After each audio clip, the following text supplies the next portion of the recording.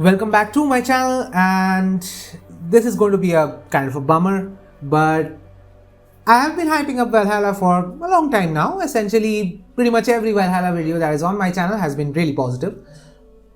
But after playing a few other games, I just realized maybe I need to take my expectations down a notch. And when I say down a notch, I mean really, really down. Like exactly where my expectations were when I first saw the Valhalla trailer. So, what does that mean?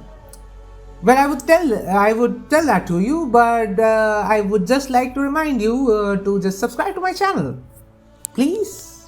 It makes me happy. So make me happy. Subscribe to my channel. So yeah, the reason why I feel Valhalla is going to suck, and I'm going to give reasons for that.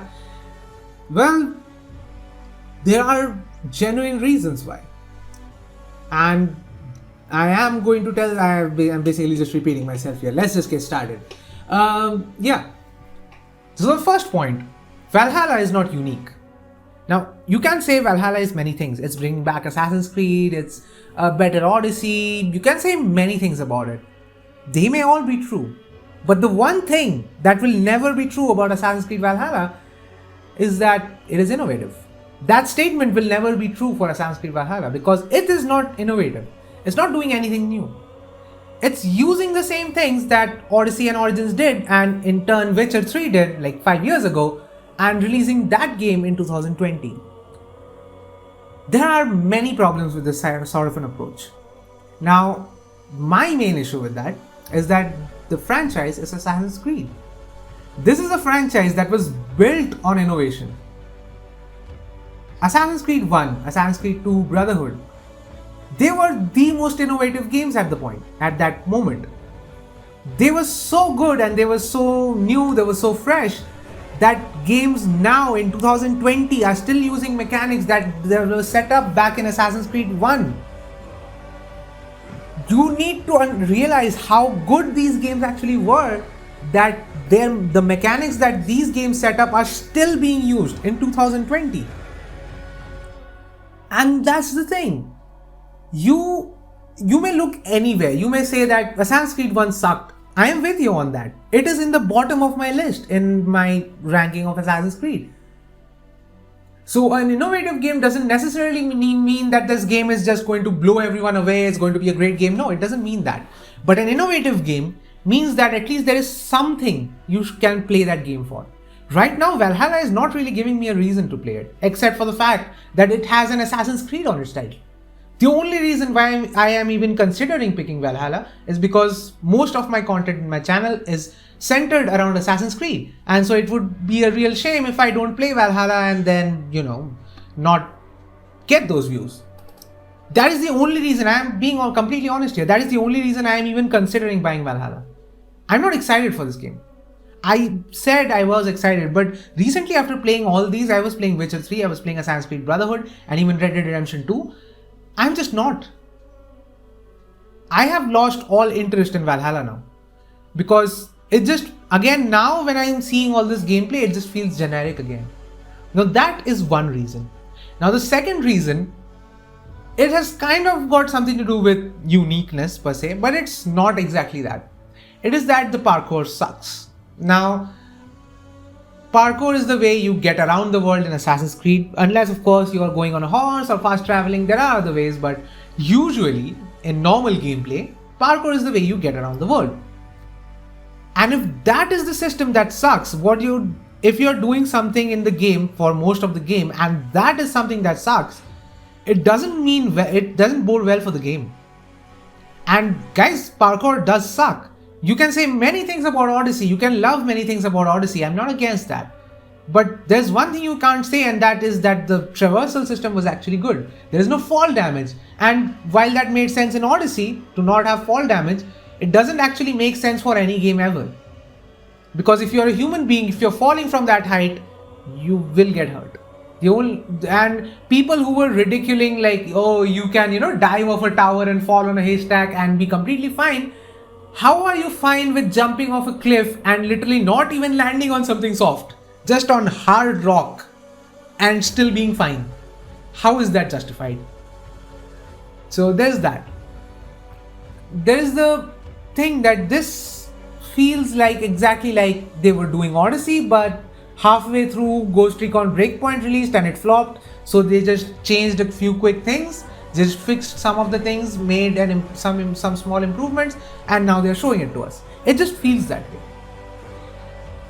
That is my second point. It is borrowing a lot from Odyssey, where Odyssey was already kind of pushing it. So yeah, there's that. My third point is again based around Odyssey, and once again I would like to iterate, I don't actually have a problem with Odyssey existing.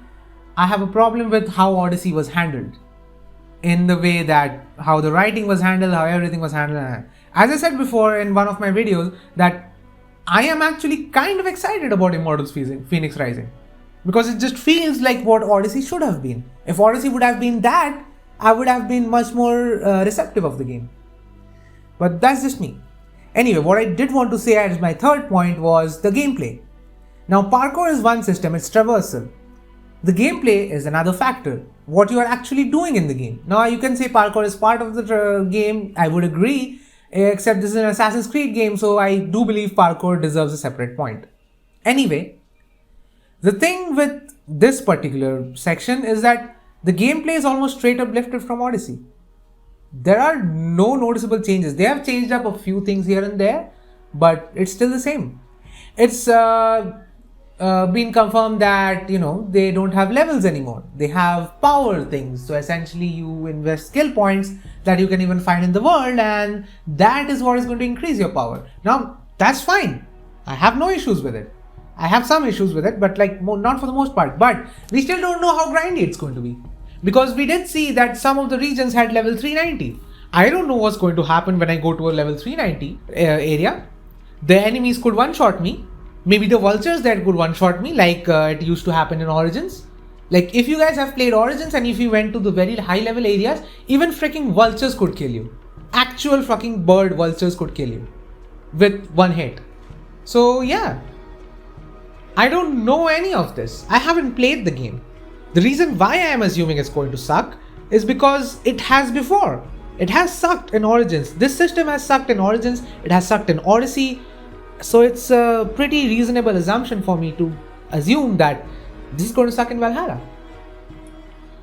Now that is my third point. Now my fourth point is a very contentious point actually. And that is the dual protagonist thing. So this game has dual protagonists. I have already basically said all I need to about the dual protagonist thing, but I'm just going to reiterate here. This game does not need dual protagonists. It does not need dual protagonists. Yes, you are going to come up with some convoluted reason as to why there are, but this doesn't need it. Now, do I care that we get a male or a female character? I don't care about that. I don't care about representation. I don't especially care about tokenism, where companies literally just don't care and just put a character in so that, they can have internet points. I don't care about that. I don't care about EA doing that in Battlefield 5. That didn't make me buy the game. You can put in an Indian character, but I wouldn't care unless that character is actually good. That is my perspective on it. Now, there are many people who have, even on my channel, commented that, it is very inaccurate that you will have a female protagonist in these kind of settings, and I feel like we are fighting gods. We are learning about an ancient civilization of ones who came before. There is a war going on between two secret orders. I don't feel like having a female protagonist is the most unrealistic thing in these games. Believe me. Now, this dual protagonist thing, why do I hate it so much? It's because it doesn't work. It never works. It has only worked, in my opinion, it has only ever worked for one franchise. And that was Mass Effect. And if you guys think this game is going to be anything close to Mass Effect in terms of storytelling, in terms of character building, in terms of anything, you are deluded. This is a Ubisoft game. It's not going to be anywhere close to a Mass Effect game, except for maybe Mass Effect 3 in terms of quality. It's going to be something like Mass Effect Andromeda, maybe. Actually, you know what? Looking at the facial animations, it's probably going to be somewhere close to Mass Effect Andromeda. So there's that. But it's not going to be that really great game, because Ubisoft hasn't really made a great game for a while now. Like, it's been a long time since I've actually made a great game. So yeah, that is one of the reasons why. It's very hard to pull the dual protagonist thing. Now, this is my fifth point, and it's also based around character, is that since this character is now dual protagonist, they don't actually have any unique qualities. So it's kind of a combination of my first point and my fourth point. So yeah, really stretching it here.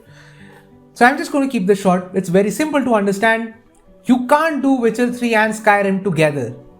You cannot do it because these two games have two very, very different approaches to characters. For example, in Skyrim, the focus is not you. The focus of the world, I mean, you can say the focus of the world is on you because you are the Dragonborn, you are supposed to defeat the dragons and all that. But overall, you don't really matter. You were about to die by some Imperial hands in the beginning. No one cares. People only start caring once you start doing stuff.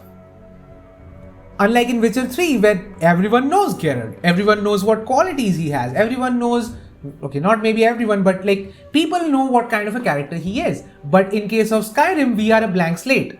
We are anyone who we want to be in this game. That is not something that happens in Witcher 3, and that's not a disadvantage in any way, shape or form. We are playing a character and we are trying to do something that is the best for that character. That is what the Witcher series does. But what Skyrim does is that Skyrim lets us play as ourselves.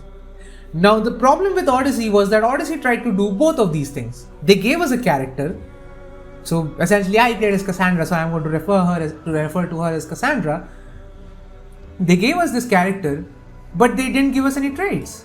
They essentially say, oh, here is this character, do whatever you want. Now that really affects the story. Because now when we start doing shit that we want to do, it doesn't really match up with what the character wants. Cassandra can be like the justice oriented type, you know, the most friendliest person ever, or she can murder an entire village. Because there is no limit. There is nothing that really happens. There are no consequences. All you need to do is open the map and pay some amount to the map, I guess. I don't know. You just press a button and your debt is gone. I would love if something like that were in real world. You know, I just buy a new PC, I press a button, my debt is gone. How wonderful would that be? But unfortunately, that's not gonna happen. It's really sad. But the point that I'm trying to make is that when you get these two approaches, they're directly conflicting with each other. Your protagonist stops making sense. For example, I did a lone wolf character, but my character still ended up having a baby. I hate babies because, you know, they cry a lot. And when they grow up a little, they're fine, they're cute and all, but yeah, as babies, nah, I'm not getting anywhere near that. But anyway, my point being, these character traits, they need to be defined. Now, to his credit, Darby McDevitt did come out and say that they are going to change that approach, and I have no reason not to believe him, but just the way this game is being structured, the way this game was being made, and the fact that Ghost Recon Breakpoint essentially delayed everything that Ubisoft was making, so they essentially probably were invested more into changing how the game flowed than, you know, how the characters were. I don't really have that much confidence. So yeah, these are the 5 reasons I feel Assassin's Creed Valhalla is going to suck. So what do you guys think? I know many are not going to agree with you because many of you are hyped. Hell, I was hyped. I mean, I made 5, 6, 7 videos about me being hyped about this game. But I am just not anymore. I'm right back where I started when I saw the trailer first, and I saw this Viking going through people like it's nothing and just stabbing him with a hidden blade in the end, just to show that, hello, this is an Assassin's Creed game.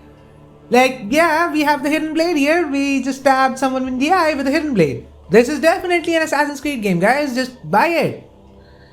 And I don't feel that approach works for me. And it just feels more and more that this game is trying very hard to be an Assassin's Creed game to, you know, satisfy the older fans. And that is why I feel like this is going to suck. Because whenever that happens, it usually ends up sucking. Don't believe me? Go watch Rise of Skywalker. I am someone who hated Last Jedi. But I hate Rise of Skywalker even more. It doesn't make any sense whatsoever. And the reason why that happened is after you change the franchise so much, you suddenly want to go back to the roots. It doesn't work like that. It doesn't work like that. Odyssey was essentially the last Jedi of Assassin's Creed. Odyssey completely split the player base. The half of it loved, I wouldn't say half of it, like say 30% of it loved Odyssey, 30% of it hated Odyssey, 40% of the people who essentially got this game via their grandparents or their parents on a Christmas sale, maybe booted up the game, played it for a few hours and never touched it again. I would say 40% of the player never even bothered completing the game. And the more people that actually completed Odyssey started hating it. I would say that. So yeah, there is that.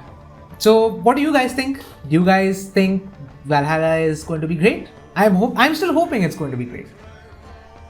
But my hopes are low. I'm going to go with like zero expectations and come out of it that way. Because I thought I am going to review this game, so I might as well do that. So what do you guys think? Do you guys think I am justified in my stance? Do you feel my points are justified?